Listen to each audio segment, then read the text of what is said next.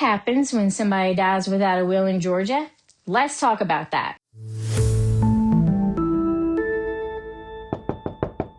If you're watching this, chances are you've lost somebody that you love, and you're trying to figure out what comes next. I'm so sorry. This is a hard time right now. But here's what most families don't realize. When there is no will, Georgia law decides who gets everything. Not you, not your family wishes, the state of Georgia. And the rules might surprise you. So in this video, I'm going to walk you through exactly what happens, who inherits what, and the 3 biggest mistakes families make when there is no will. So let's dive in. What intestate means?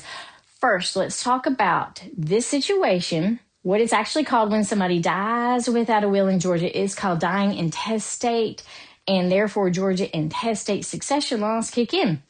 There are a set of rules that determine who inherits the property, the bank accounts, the house, everything in between. But here's the thing, most people don't understand these laws don't care about what your loved one wanted. They don't care if your mom said, the house goes to you. If it's not in writing, there's no valid will. Georgia law makes the decision. So let's break this down to who exactly gets what under the Georgia law.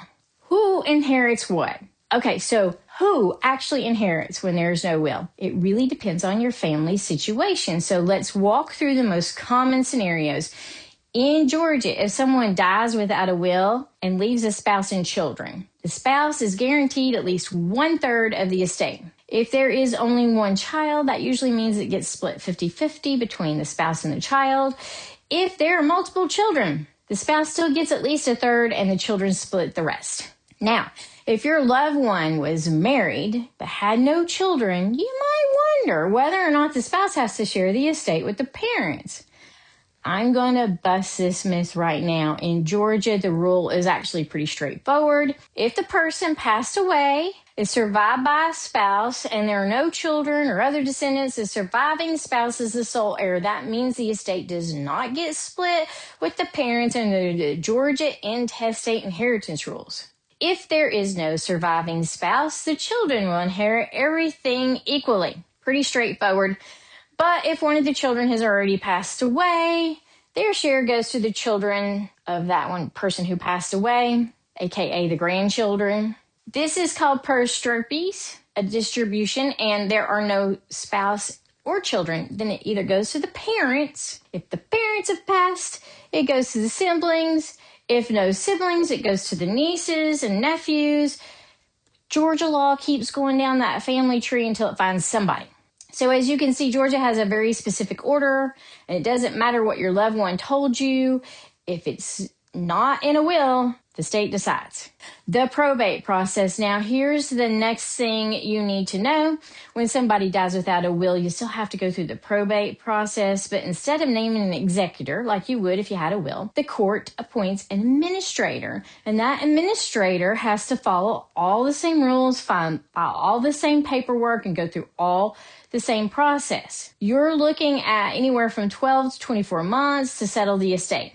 During that time, you can't sell the house, you can't distribute the money, you can't do anything until the court appoints you permission. But here's where it gets really tricky. If family members disagree about who should be the administrator, the court has to hold a hearing, and that can delay everything even more. When people hear the word probate, one of the very first things they worry about is the cost, and that concern is valid. But here's the truth. Probate costs in Georgia can vary widely depending on the situation. When there is no will, Georgia requires additional steps. Someone has to petition the court, be appointed as that administrator. The heirs must be identified and notified. Notices must be published, and if the heirs do not agree or refuse to sign the waivers, courts often require more formal proceedings, additional hearings, and ongoing reporting. One major cost driver is a probate bond. So if there is no will, the court may require the personal representative to post a surety bond to protect the estate. That bond is typically based on the value of the estate and can cost anywhere from hundreds to several thousands of dollars per year. Attorney's fees also increase when cases become complicated. A simple uncontested probate might be able to be handled efficiently. But when family members don't agree or objections are filed or when the court requires additional filings, legal fees, well, they can rise quickly. That's why you hear families say that they spent anywhere from $10,000 to $20,000 going through the probate process.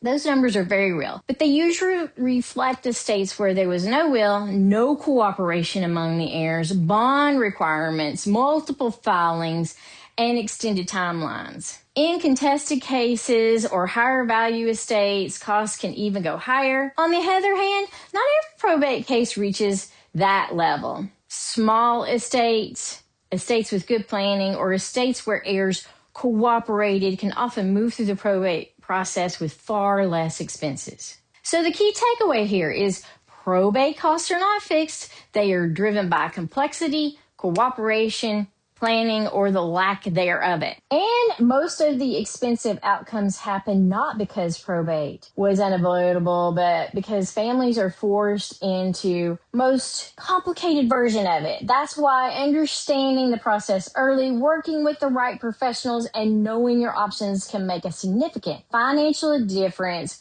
for an estate. Now to the 3 biggest mistakes. All right, so let's talk about the 3 biggest mistakes I see families make when there's no will. Mistake number 1 is assuming they can just divide things up themselves. I get it. You're all adults. Y'all agree. So why involve the court? But without going through probate, you can't legally transfer the house. You can't sell it. You can't refinance it. The title is stuck in your loved one's name. So even if everyone agrees, you still need to go through the legal process. Mistake number 2, not securing the property right away. When someone passes away, sometimes personal items start to disappear. Family members take things thinking, well, grandma said I could have this, but until the administrator is appointed, no one has the legal right to take anything. And if valuable items go missing, it can cause huge family fights. So go change the locks, secure the property, and don't let anyone take anything until the court gives the green light. Mistake number 3 is not hiring a probate attorney. I know it costs money, but trying to navigate Georgia probate law on your own is a recipe for disaster. A good probate attorney is going to make sure the paperwork's filed correctly, that the timelines move as fast as possible, and that you don't make costly mistakes that delays everything even more. So that's what happens when someone dies without a will in Georgia. The state decides on who gets what. You have to go through probate. Usually can take 12 to 24 months. But there's good news. You don't have to figure all this stuff out on your own. If you're going through this right now, I can help. I am a probate real estate specialist here in Georgia, and I work with families just like yours every single day. If you need help selling a probate property, or if you just have questions about the process, reach out to me. All my contact information is right below this video. If you found this helpful, make sure you subscribe to the channel. I put out videos like this every week to help Georgia families navigate the probate process, protect wealth, and avoid costly mistakes. And if you want to avoid probate altogether, look into some other videos we did about taking title appropriately, making sure if you're married you have rights of survivorship on title, or that you do the transfer upon death deed. That can help avoid probate altogether when it comes to real estate. So I hope you found this helpful, and I will see you next time. Bye.